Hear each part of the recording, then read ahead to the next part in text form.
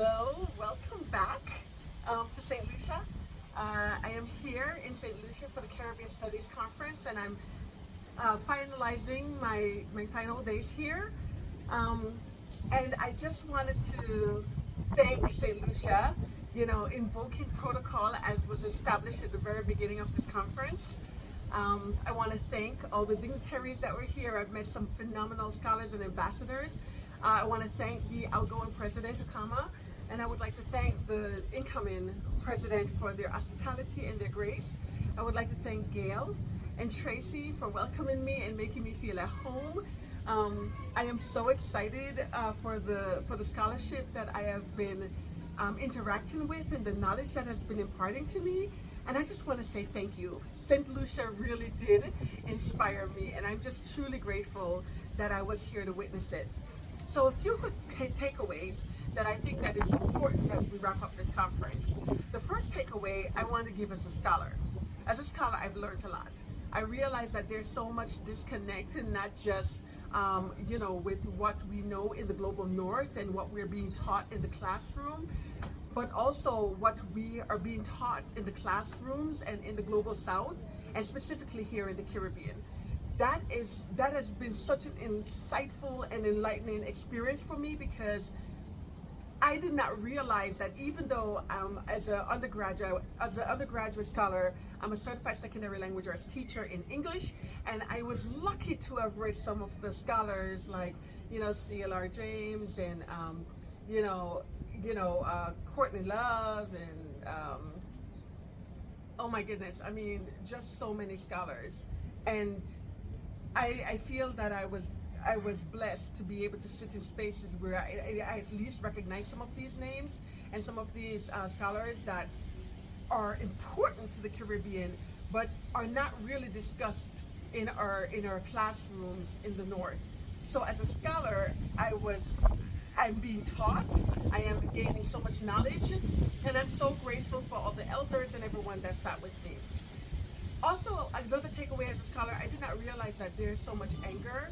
I've encountered it in the disconnect across disciplines in the global north, but I did not understand that the misunderstanding or the lack of communication across disciplines, that are focused and important in the Caribbean, seems so disconnected from what is focused and important in the global north and in the west. I had an hunch. I kind of figured it as someone who just kind of experienced duality in my identity with W.E.B. Du Bois' double consciousness, but I did not realize that it was so as pervasive as it is. And I guess I shouldn't really be surprised, but I am. And I'm just grateful that I had the opportunity to come and learn that and see that for myself. And it's work that I think that I want to import and apply to my research in the future. As a publisher, I was shocked that there was absolutely no publishing representation here. There were a couple of libraries from community college, which I think was great. There's some amazing books that I've never heard of and never read.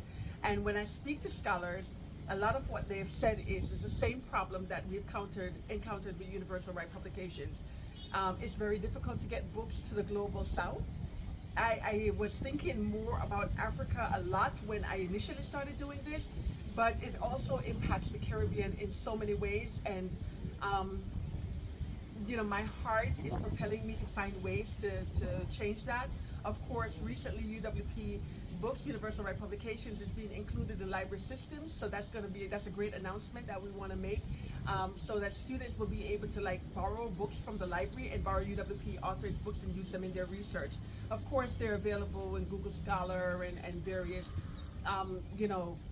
platforms, but this is a huge thing for Universal Right Publications. Another thing that I'm doing is, even though I know that ebooks is a global north problem and is part of, I feel, is another way of marginalizing Black scholars, because in the global south, a lot of people have internet issues. WhatsApp is the primary means of communication if you want to be able to communicate at all. And not only is it just the major means of communication across the board and across the Atlantic, but it's also the major means of communication among businesses and each other. To me, this was interesting information that I had never thought of. So as a publisher, I've decided that, even though I feel that this is, a lot of places in the global south have internet issues and Wi-Fi issues and being able to download things, I think it's better for our books to also be available as ebooks just for the option. So all of the ebooks will be available as ebooks as well. And I'm hoping that this will be one way of helping, even though we do partner with various international companies that we donate books to, that will get the books to universities and conferences. So if you're in that kind of position, please contact us. Maybe the company that we work with will be able to work with you. It breaks my heart that I just did not bring enough books. I couldn't bring enough books, of course, for obvious reasons.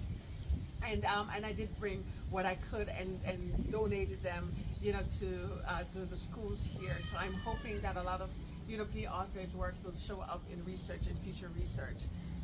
On a personal note, I feel that I have become centered somehow.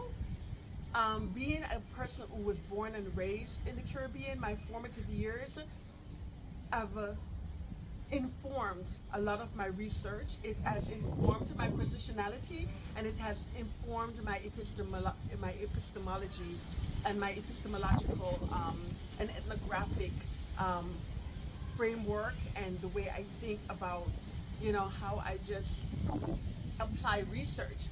And I did not realize how grounded I am as a Caribbean woman and as a Jamaican woman, that has been raised in the global north. I did not realize how grounded I was, and I want to thank my roots and thank my parentage and thank my historical ancestry for everything that has been brought to the oldness and the fullness of who I am.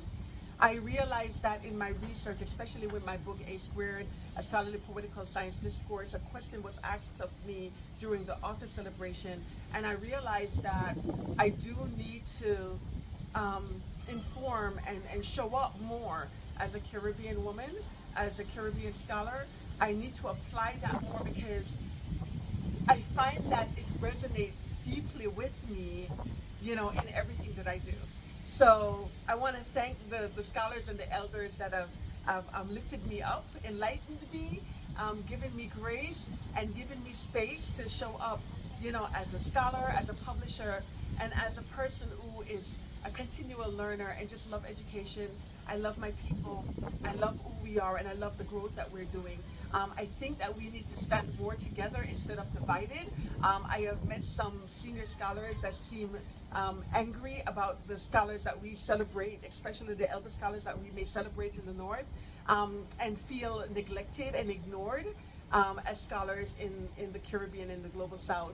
So I hope that we can change some of that moving forward and build a more fundamental connectedness and rootedness, that we're more alike than different. And that's it. Those are my 3 takeaways. I hope that you've enjoyed my post. Please comment if you have ideas and thoughts. You think that there's some things that can help me or benefit as I grow and learn as a scholar, as a publisher, and as a person, because that's what I love the most about these opportunities, that I get to grow so much. So thank you so much. Thank you to everyone that I've met here at CSA. I've met some amazing people who have just made my time absolutely brilliant. While I was here the first day, I've already submitted a proposal that was accepted. I'm just so excited about everyone and everything. And I just want to thank you from the bottom of my heart. When this conference started, they said, I hope that St. Lucia inspires you. And I just want to say I have been indeed inspired. Thank you, St. Lucia. Thank you, Caribbean Studies Conference. And thank you to everyone who support me, who lift me up, who keep me grounded, and remind me to never forget the foundation of our roots, to stand on the legacy of our scholars who have paved the way, and to recognize that we are stronger together than alone. So thank you. Bye. Until next year.